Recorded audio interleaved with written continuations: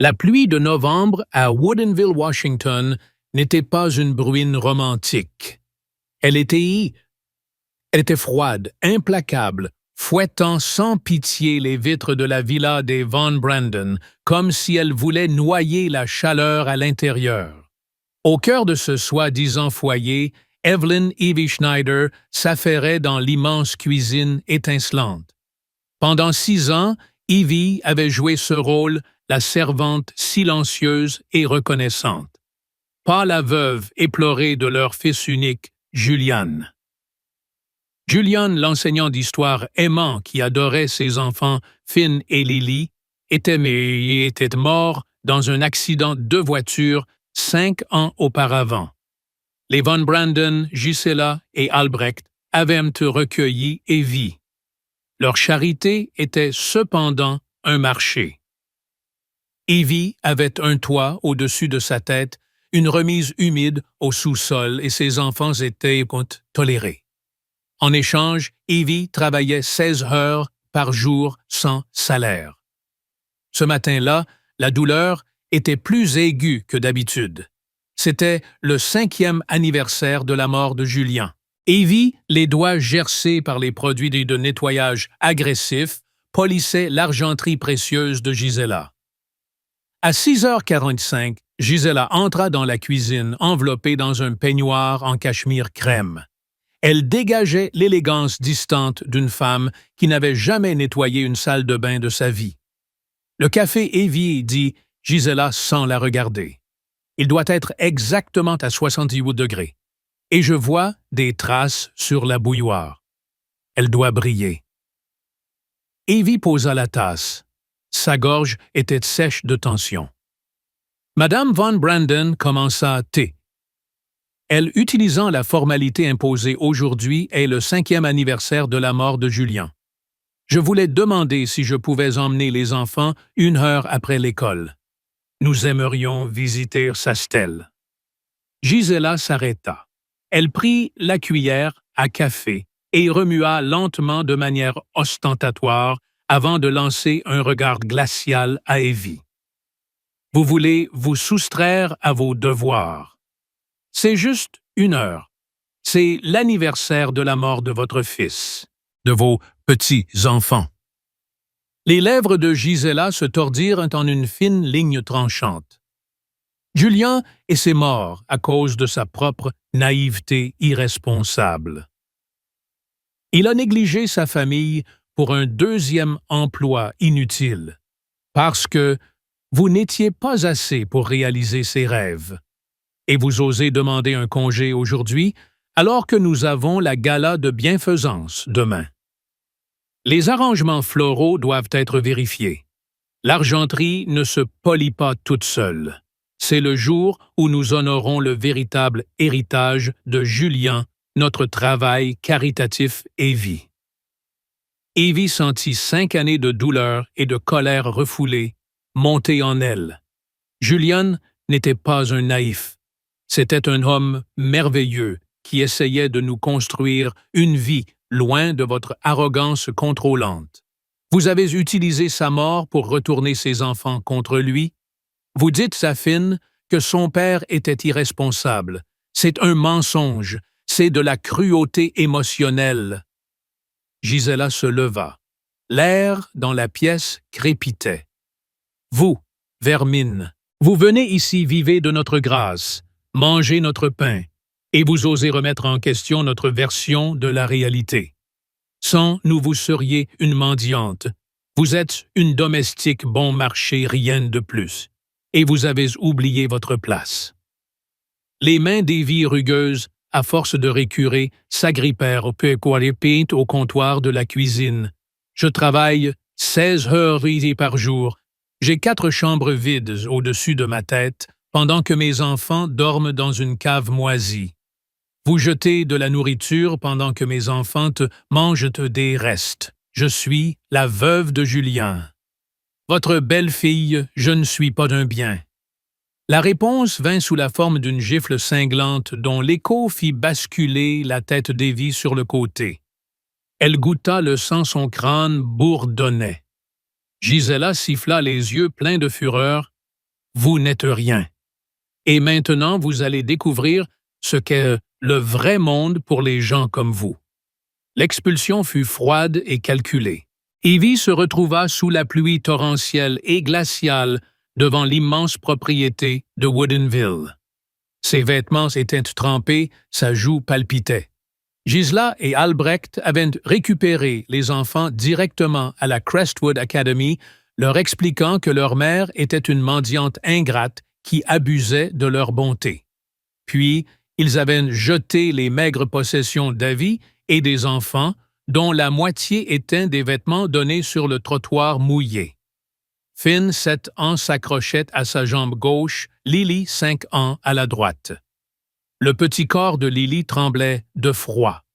Gisela sortit et lança un dernier sac poubelle contenant l'animal en peluche préféré de Finn dans une flaque boueuse. « Vous auriez dû penser à vos enfants avant d'oser me défier, » cracha-t-elle. « S'il vous plaît, » supplia Evie, la voix brisée. « Laissez-moi au moins récupérer leurs uniformes scolaires.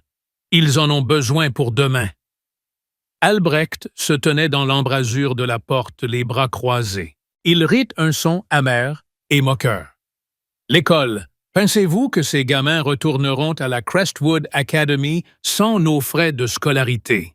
Nous avons déjà appelé. Ils sont désinscrits. Maintenant, partez. Vous avez 5 minutes, sinon j'appelle la police pour violation de domicile. » Evie s'effondra à genoux, serrant ses enfants dans une dernière étreinte. « On va vivre une grande aventure, » murmura-t-elle. Sa voix devait rester forte. « On est aussi courageux que les explorateurs dont papa nous parlait. » Finn la regarda avec de grands yeux effrayés. « Mais grande-grand-mère a dit que papa était stupide. »« Elle a menti, maman. » La douleur dans le cœur d'Evie était insupportable. Elle pressa ses lèvres sur son front. « Oui, mon chéri. Elle a menti. Ton papa était l'homme le plus intelligent et le plus courageux que j'ai jamais connu. » Albrecht fit un pas en avant. « Le temps est écoulé, Evie. Et pour que vous le sachiez, nous ne vous reprendrons pas.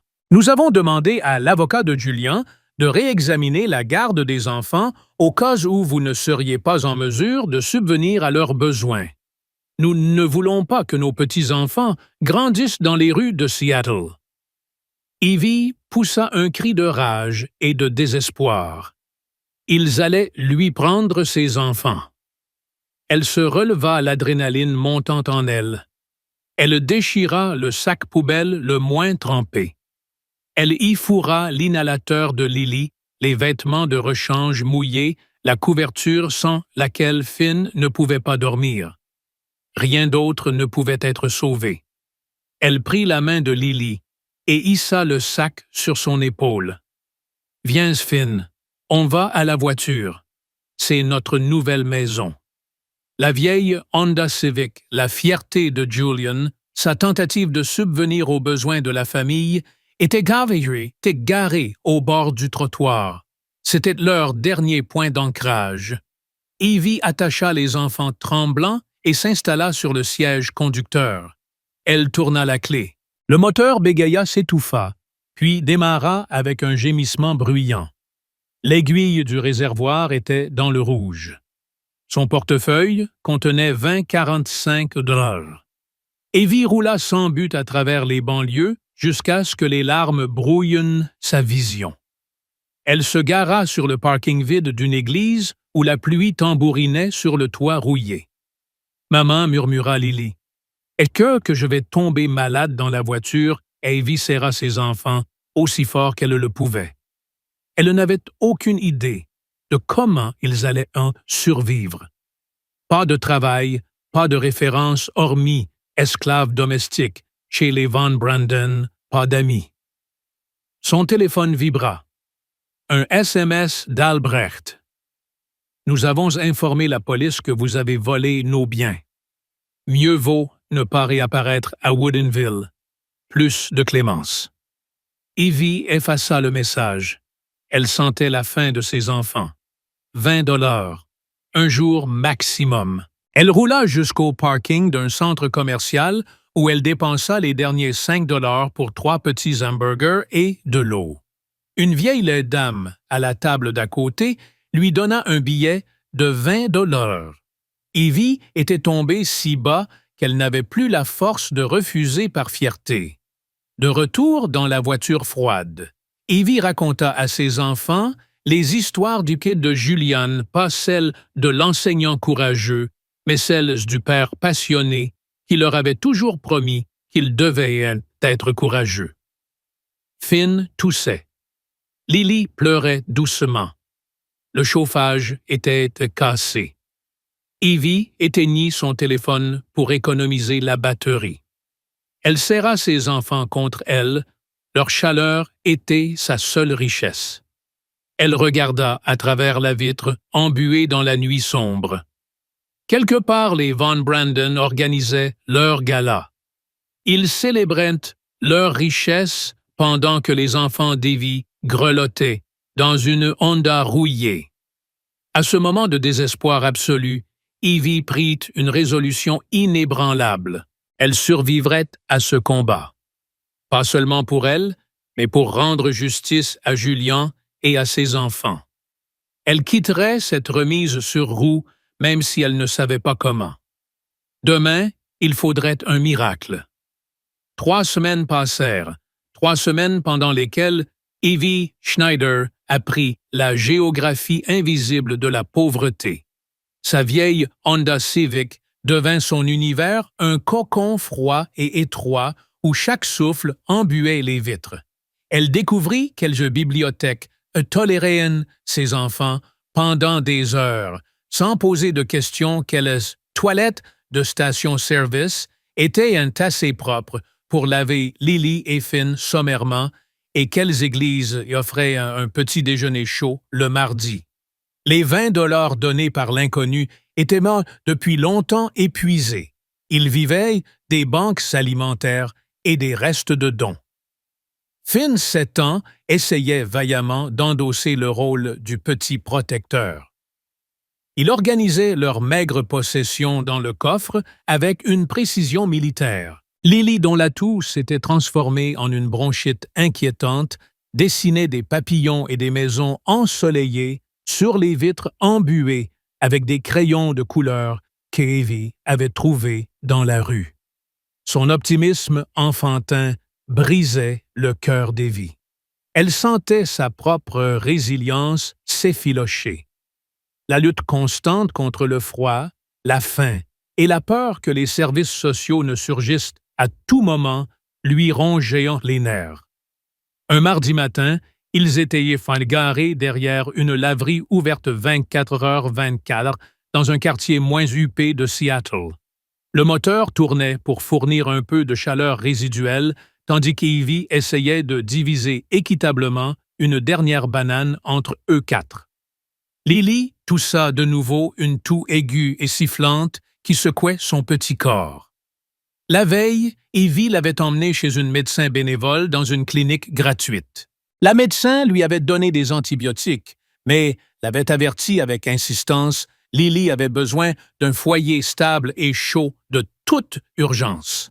À cet instant précis, alors qu'Evie tentait de faire avaler une cuillerée de banane écrasée à Lily, on frappa doucement à la vitre côté conducteur. Le cœur d'Evie s'emballa. La police, les services sociaux. Elle était conditionnée à démarrer et fuir immédiatement. Mais l'homme devant la vitre n'avait pas l'air d'une autorité officielle. Il portait un costume sur mesure, tenait une lourde mallette en cuir et avait des cheveux argentés qui évoquaient davantage les conseils d'administration que les voitures de police. Evie baissa la vitre d'un minuscule interstice. « Oui, demanda-t-elle, la voix rauque et méfiante. « Bonjour, Madame Evelyn Schneider. » « Né Hampton, dit l'homme. Sa voix était cultivée avec un léger accent distingué du sud-ouest des États-Unis. L'estomac d'Evie se noua. Hampton. Personne n'avait utilisé son nom de jeune fille depuis la mort de ses parents. « Qui veut le savoir? » répéta Evie. « Je m'appelle Monsieur Gruber. » Je suis associé principal chez Gruber Harrington et associé un cabinet spécialisé dans le droit international des successions à San Francisco, Californie. Cela fait 2 mois que j'essaie de vous localiser. Pouvons-nous parler en privé un instant? Il jeta un regard inquiet vers Lily, dont la toux reprenait. Cette petite fille semble mal en point. Peut-être pourrions-nous aller dans mon bureau ou dans un endroit plus chaud. L'instinct si maternel d'Evie luttait contre sa paranoïa profondément enracinée. Mais l'adresse sur la carte de visite qu'il lui tendit se trouvait dans le quartier financier de San Francisco, un lieu qui ne perdrait pas de temps à monter une arnaque élaborée contre une femme sans abri. « De quoi s'agit » il demanda Evie la gorge sèche. « Votre grand-tante Dorothea Hampton. Je crois que vous la connaissiez sous le nom de Tante Dorothea. » Evie retint son souffle. Tante Dorothea. Elle n'avait pas pensé à elle depuis des années.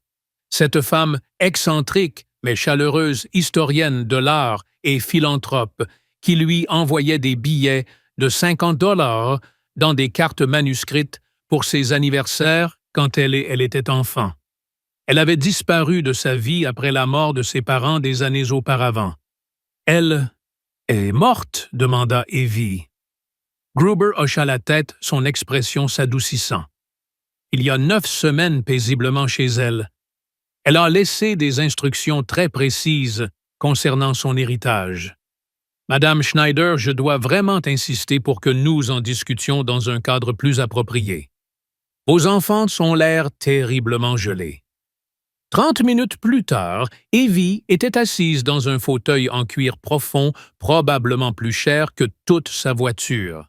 Lily et Finn jouaient dans une autre pièce de la luxueuse salle d'attente avec un puzzle fourni par la réceptionniste. Evie sirotait une tasse de thé chaud servie dans une porcelaine fine la plus chère qu'elle ait jamais tenue. Le bureau de M. Gruber au 25e étage exsudait la richesse ancienne, lambris sombre art moderne et un tapis qui étouffait chaque pas. Tante Dorothea Hampton était franchement une femme extrêmement riche, commença Gruber. Elle a amassé sa fortune grâce à des brevets dans la technologie d'archivage et l'immobilier.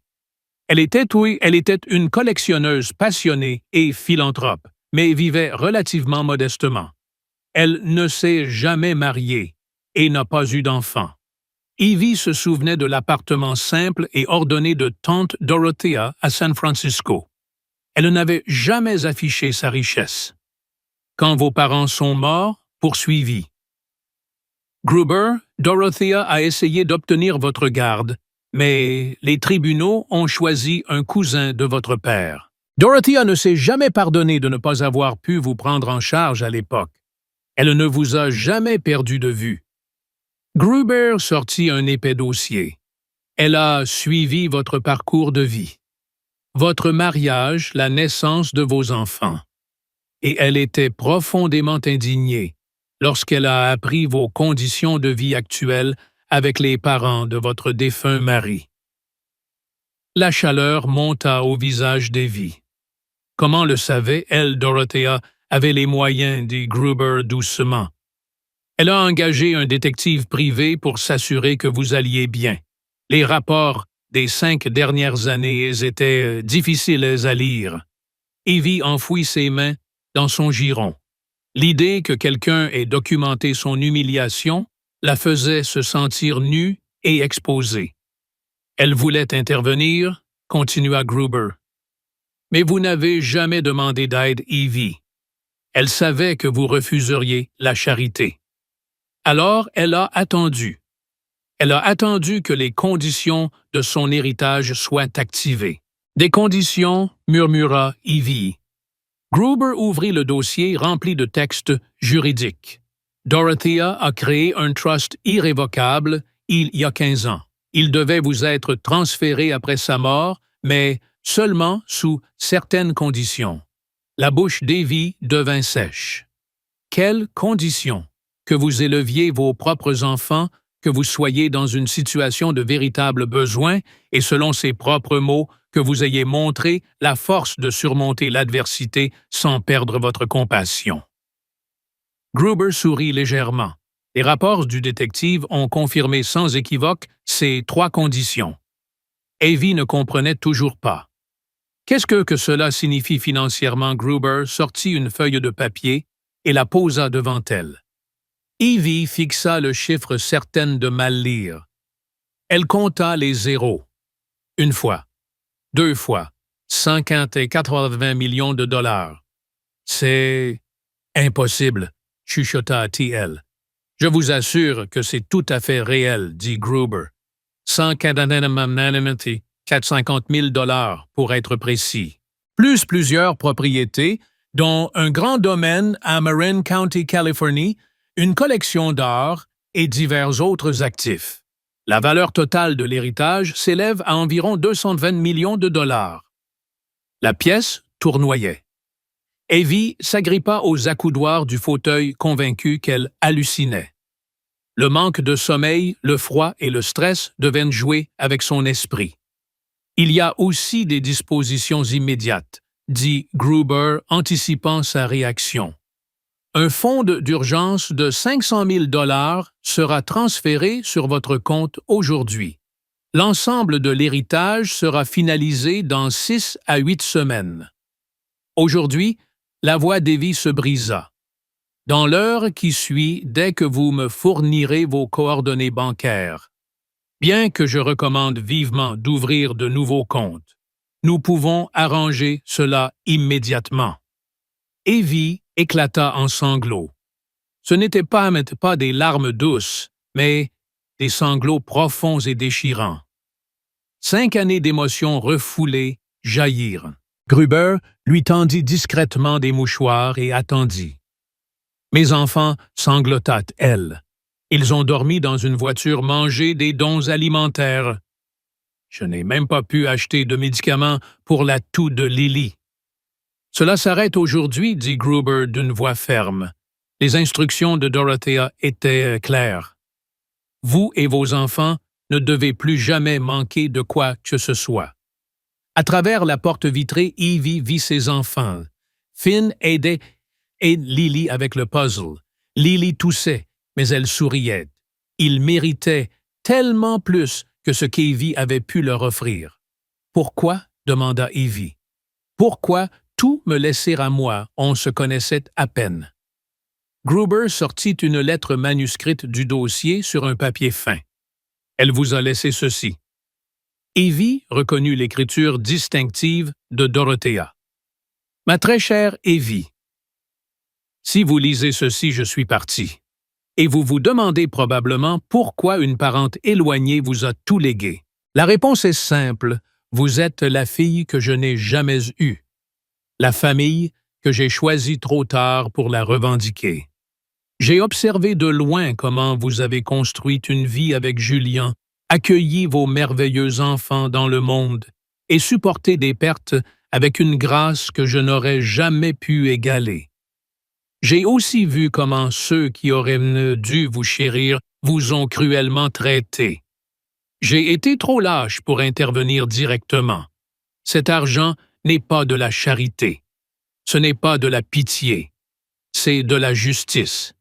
C'est la sécurité que vos enfants méritent. C'est la liberté de ne plus jamais accepter la cruauté en échange d'un toit. Vivez brillamment, ma chère. Voyagez, apprenez, donnez tout à vos enfants, mais surtout, donnez-leur votre temps et votre amour. Achetez une maison avec de l'espace pour le rire. Ne vous excusez jamais de prendre votre place dans ce monde. Et quand vous penserez à moi, souvenez-vous que même les étoiles lointaines peuvent aimer la terre en contrebas. Avec amour, tante Dorothea. Evie lut la lettre 3 fois, les larmes coulant silencieusement sur son visage. Lorsqu'elle leva les yeux, Gruber lui tendit un téléphone satellite. « Vous souhaiterez peut-être passer quelques appels. Réservez un hôtel pour ce soir. Commandez un vrai repas. » Evie prit le téléphone avec des mains tremblantes. Puis elle s'arrêta. « Monsieur Gruber, depuis combien de temps me cherchez-vous 9 semaines? Votre dernière adresse connue était la villa des Von Brandon. » Gruber hésita. Ils ont insisté sur le fait qu'ils ignoraient tout de votre localisation, et ce de manière assez véhémente. Une lourdeur froide s'installa dans l'estomac d'Evie. 9 semaines. Les Von Brandon savaient pour l'héritage avant de la jeter dehors. Ils savaient et n'avaient rien dit. Ils savaient, murmura Evie. L'expression de Gruber s'assombrit. Je l'ai soupçonné. Ils étaient extrêmement intéressés par les détails de l'héritage de Dorothea. Ils ont revendiqué des droits en tant que tuteur de vos enfants. Quand j'ai expliqué que l'héritage vous revenait exclusivement, ils sont devenus très agités. Le téléphone d'Evie en charge dans un coin explosa soudain de notifications. Elle l'avait rallumé pour la première fois depuis des jours. 72 appels manqués, 98 messages textes, tous de numéros qu'elle reconnaissait Gisela Albrecht, leur avocat. Avec des doigts tremblants, elle ouvrit le dernier message de Gisela. « Evie, il y a eu un terrible malentendu. Rentrez à la maison immédiatement. Les enfants ont besoin de leur famille. » Un autre d'Albrecht. « Nous étions très inquiets. Où sont nos petits-enfants? Discutons en comme des gens civilisés. » Le téléphone d'Evie sonna. Le nom de Gisela clignota sur l'écran. Pendant un instant, elle envisagea de ne pas répondre. Puis, elle pensa aux 5 années de silence d'orgueil ravalé. Elle appuya sur le bouton vert. « Evie, ma chérie. » La voix de Gisela était mielleuse, un ton qu'Evie n'avait jamais entendu de sa part. « Dieu merci. Nous étions morts d'inquiétude. »« Où es-tu, ma chère? Ne m'appelez pas ma chérie, dit Evie. » Sa voix n'était pas en colère, mais calme et forte. Un silence s'étira. « Je comprends que tu sois contrarié par notre petit désaccord, mais tu as certainement surréagi en partant avec les enfants. Nous étions sur le point d'appeler la police. »« Je suis avec mon avocat, » dit Evie calmement. « Nous discutons de l'héritage de ma grand-tante. Le silence à l'autre bout était assourdissant, ton héritage. » La voix de Gisela devint aiguë. « Oui, celui dont vous étiez au courant quand vous nous avez jetés dehors, celui que vous avez caché pendant que mes enfants dormaient dans une voiture. Allons, Evie, ne soyons pas dramatiques. Si nous avions su que tu avais des attentes... » Je n'avais aucune attente, coupa Evie. Je n'en savais rien jusqu'il y a 1 heure. Mais vous saviez. Un malentendu, dit Gisela rapidement. L'avocat, cet homme de San Francisco, n'était pas clair. Nous pensions qu'il cherchait quelqu'un d'autre, mais maintenant que nous savons, eh bien la famille doit rester unie. Les enfants ont besoin de stabilité, de leur maison, de leur école. La maison dont vous nous avez chassés, l'école dont vous les avez personnellement désinscrits. Le rire de Gisela était fragile.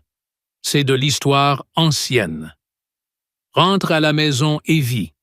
Nous arrangerons tout. Après tout gérer un tel héritage, tu as besoin de conseils, de soutien familial. Le soutien que vous nous avez offert ces 5 dernières années, Evie se leva et marcha jusqu'à la fenêtre. Elle regarda 25 étages au-dessus de Seattle. Madame Von Brandon dit, Evie utilisant la formalité. Une dernière fois, mes enfants ont vécu de dons alimentaires parce que vous pensiez que je n'avais aucune valeur. Je n'ai pas besoin de conseils de personne dont la seule préoccupation à cet instant est de contrôler une partie de mon argent. Tu le regretteras. Nous sommes les grands-parents. Tu ne peux pas nous priver des enfants. Vous pouvez en discuter avec M. Gruber et le tribunal. Il est spécialisé en droit international des successions. Mais maintenant, excusez-moi, je dois acheter des vêtements chauds pour Lily. Au revoir, Madame Von Brandon. Evie raccrocha. Sa main ne tremblait plus. Elle regarda le téléphone, la longue liste d'appels manqués, puis la ville au loin. Ce n'était pas de la vengeance qu'elle ressentait, c'était de la liberté. Une liberté absolue, écrasante. Monsieur Gruber dit Evie en se retournant. Nous avons besoin d'un pédiatre pour Lily. Et ensuite, nous achèterons une nouvelle voiture, celle que Julian voulait nous offrir, sûre, chaude et avec beaucoup de place pour le rire. Les semaines suivant la rencontre avec M. Gruber semblaient irréelles à Evie comme un film où elle jouait le rôle principal, mais où elle contrôlait à peine l'intrigue. La première chose qu'elle fit ne fut pas la vengeance ou une consommation effrénée. Ce fut la sécurité. M. Gruber transféra immédiatement 500 000 $ sur un nouveau compte d'urgence. Evie réserva une suite d'hôtels chaude et sécurisée dans le centre de Seattle pour elle et ses enfants. Un pédiatre fut consulté. Lily reçut les meilleurs soins médicaux et sa bronchite commença enfin à s'estomper. Evie n'acheta pas de pièces de créateur, mais des vêtements chauds, de qualité et durables, ainsi que du matériel scolaire neuf. Finn reçut un nouvel avion miniature détaillé en remplacement du bateau cassé qu'il n'avait jamais pu construire avec son père.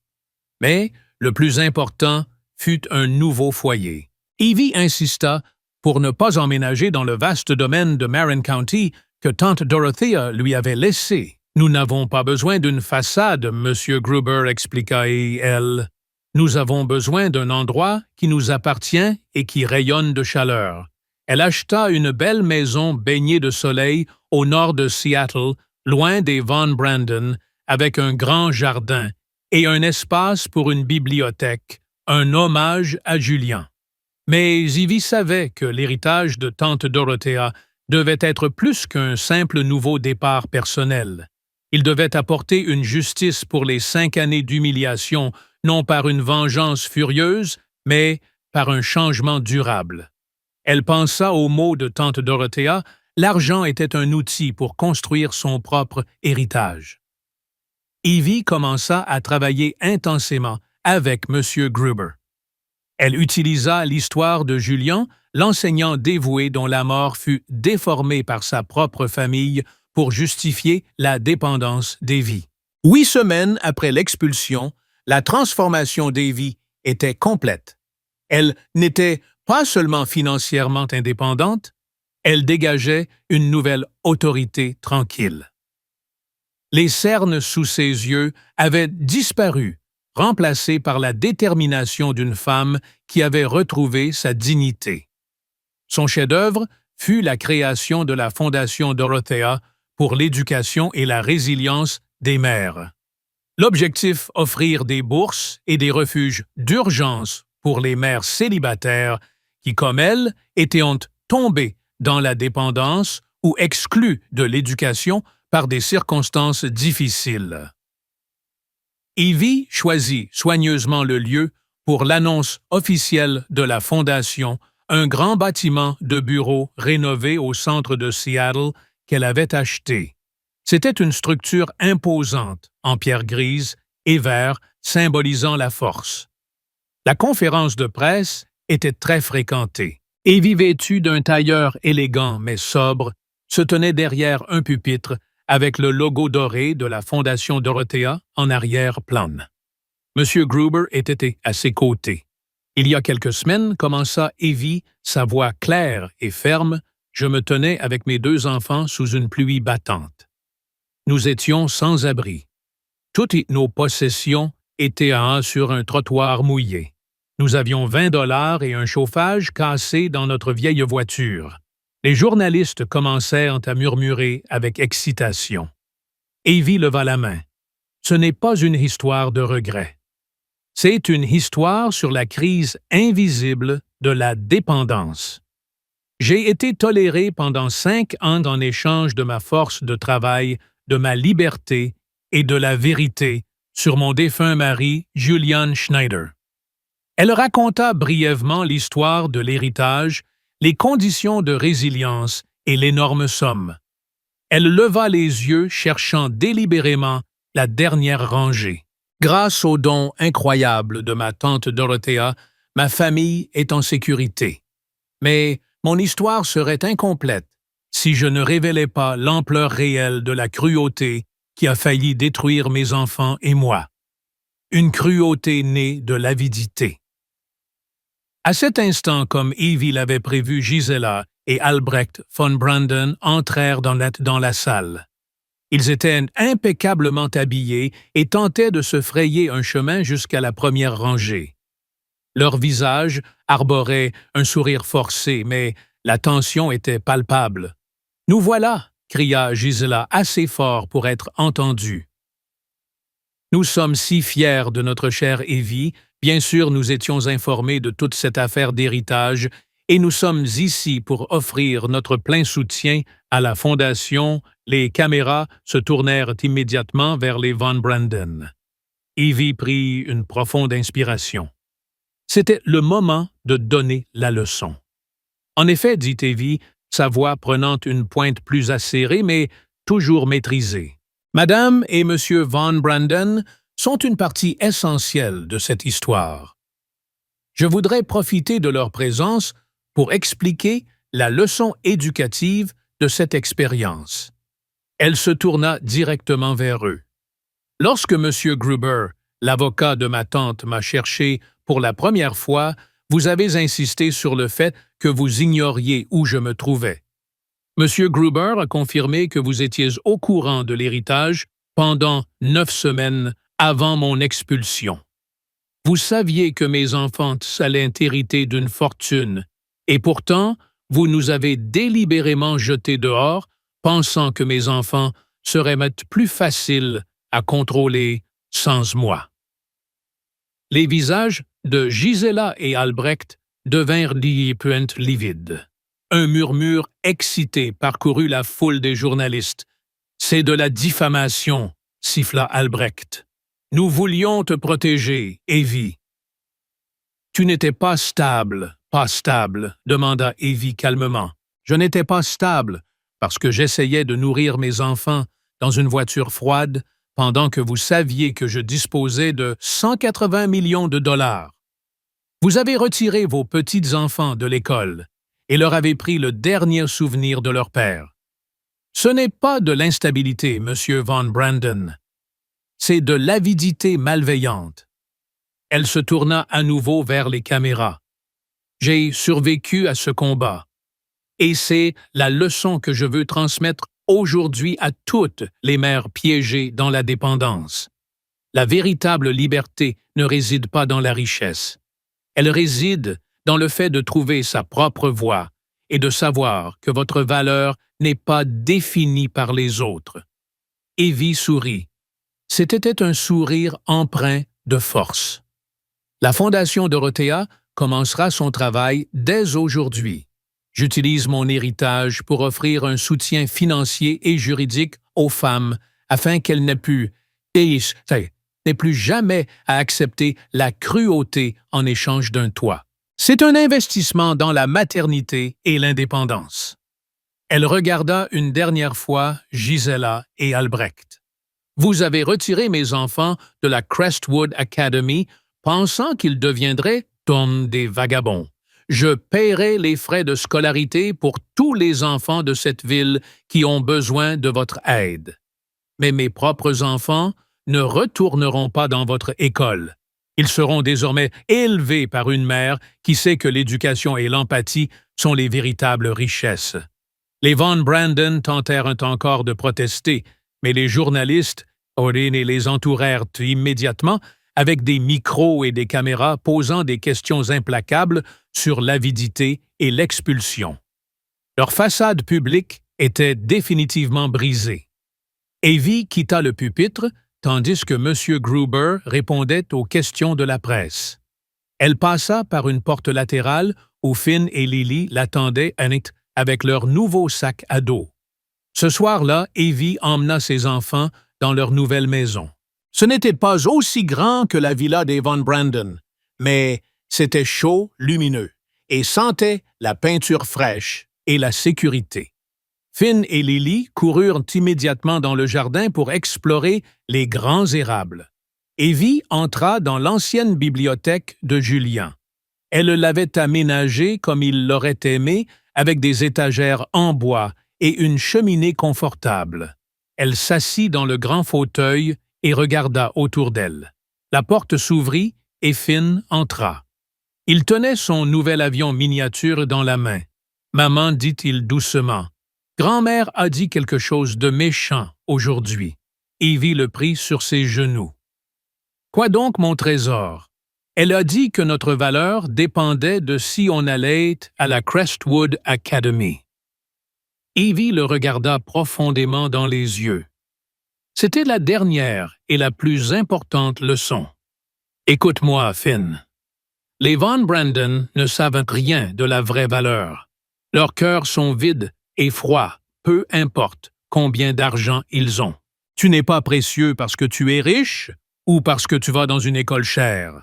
Tu es précieux parce que tu es gentil, curieux et courageux. » Evie le serra fort contre elle. « Ta tante Dorothea m'a appris cela.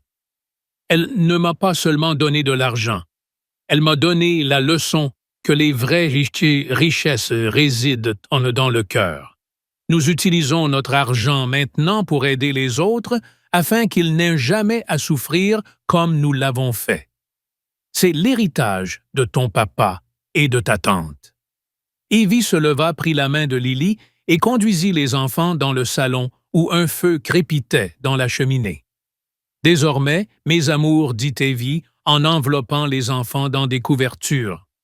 Nous avons tout ce dont nous avons besoin. Nous nous avons les uns les autres, nous avons une maison, et nous avons la chance d'être bons. » Elle regarda le feu. La véritable justice n'était pas la ruine financière des Von Brandon. C'était l'éducation de ses enfants qu'elle pouvait désormais élever dans l'amour et la chaleur.